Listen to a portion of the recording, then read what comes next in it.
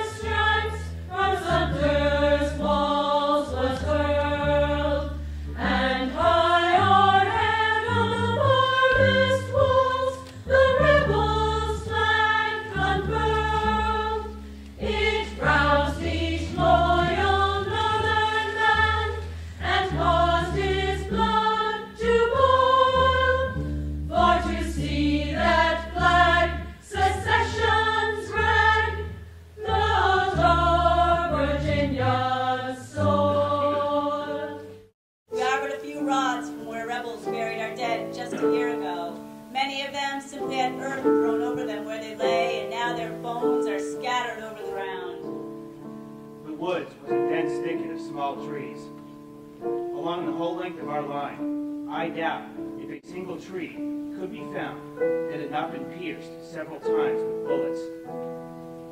Just a little to the rear of where our line was formed, where the bullets swept close to the ground, every bush and twig was cut and splintered by the lead balls.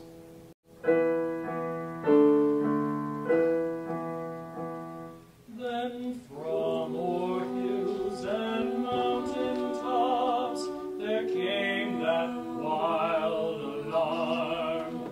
Rise up, ye gallant sons of North, our country calls to arms. Come from the plain o'er hill and dale, ye hardy sons of toil, for our flag is trampled in the dust on Virginia's bloody soil. Their first shell fell some 5 rods short, the next a little nearer. The 3rd burst straight over our heads, shattering fragments of shell unpleasantly near but injuring no one. The next went screaming just over our heads, and a little further on took one man's arm off, and striking another in the breast, cut him entirely in 2. Literally a hand-to-hand fight. Nothing but the piled up logs from the breastwork separated the combatants. Our men would reach over the logs and fire into the faces of the enemy and stab over with their bayonets.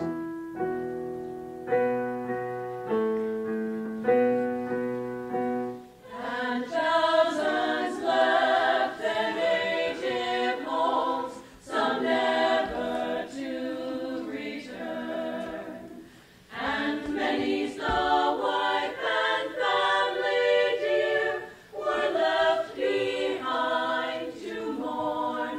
There was one who went among them, who from danger would ne'er recoil. Now his bones lie bleaching on the fields of Virginia's bloody soil. The flag of truce went out on the front of my battalion. 2 officers from each side were seen to start from their respective lines. They approached, touched caps, talked 5 minutes, and separated. Parties were out immediately on our front to complete the burial of our dead. Men of both sides rose up from their works, stretched, looked, talked, and rested from strife. I could not help wishing, as the 2 flags approached each other, that the good men of both sections might come together and by reason put an end to this fraternal slaughter. But at 8 o'clock, all retired to the works to watch and wait the opportunity to destroy each other's lives.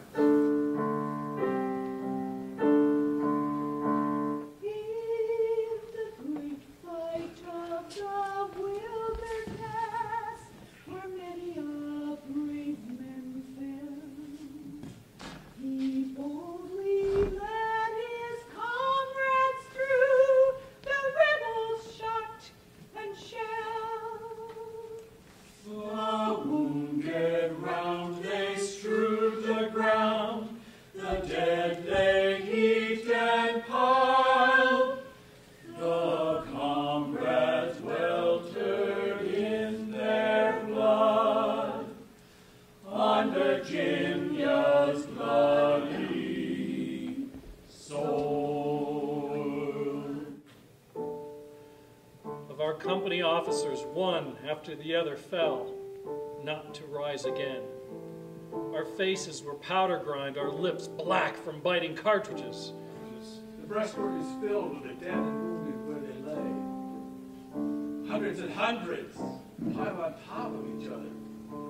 Some of the bodies have turned black and the stench is terrible. We knew the place when we got within 2 miles by the swarm of buzzards hovering over the place. And this one day we lost 4 brave Rochester men. Luther Spencer. William Jones. Ira Stevens. Joseph Huntington.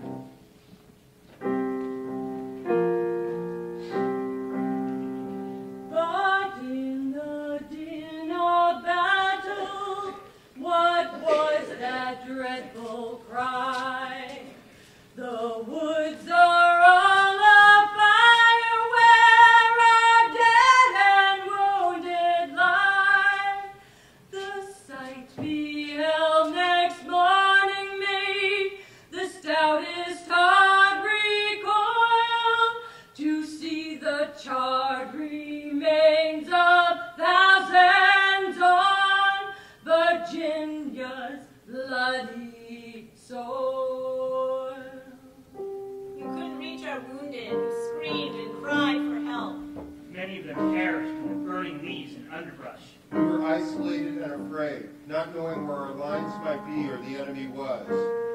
Fired at sounds and shadows.